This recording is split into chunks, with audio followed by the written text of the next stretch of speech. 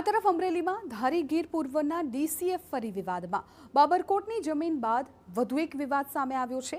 લોક સાહિત્યકાર રાજબા ગઢવી અને તેમના કાકાને ગીરના માલધારી બનાવવામાં આવતા વિવાદ। અગાઉના અધિકારીઓની પાડેલી મંજૂરી હાલના અધિકારીએ આપી દીધી। 2023માં ફગાવેલી અરજીને 2026માં મંજૂરી મળી ગઈ।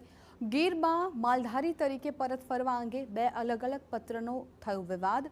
વિભાગના બે અલગ અલગ હકારાત્મક અને નકારાત્મક પત્રોથી મોટો વિવાદ। હાલ સવાલ થઈ રહ્યો છે કે ધારી ગીર પૂર્વ ડિવિઝનના બે અલગ અલગ નિર્ણય કેમ? બીજી તરફ સેલિબ્રિટીની ગીર જંગલમાં એન્ટ્રીથી સ્થાનિક કર્મચારી અધિકારીઓમાં ભારે ગણગણાટ થતો જોવા મળ્યો। તો ધારી ગીર પૂર્વના ડીસીએફ ફરી એક વખત વિવાદમાં આવ્યા છે। ખાસ તો આખો આ જમીનનો મામલો છે જેને લઈને વિવાદ થયો છે। રાજબા ગઢવી ગીરના માલધારી બનાવવામાં આવ્યા છે તેવી જાણકારી આ પત્રમાં જોવા મળી રહી છે। 2023માં જે અરજીને ફગાવવામાં આવી હતી એ જ અરજીને 2026માં મંજૂરી મળી ગઈ છે, જેને કારણે હવે વિવાદ ઊભો થયો છે। બે અલગ અલગ પત્રો સામે આવ્યા છે ને આ જ પત્રોને લઈને હવે વિવાદ છે એ જોવા મળ્યો છે। ખાસ તો સેલિબ્રિટીની ગીર જંગલમાં એન્ટ્રીથી સ્થાનિક કર્મચારી અને અધિકારીઓમાં ભારે ગણગણાટ થતો જોવા મળ્યો।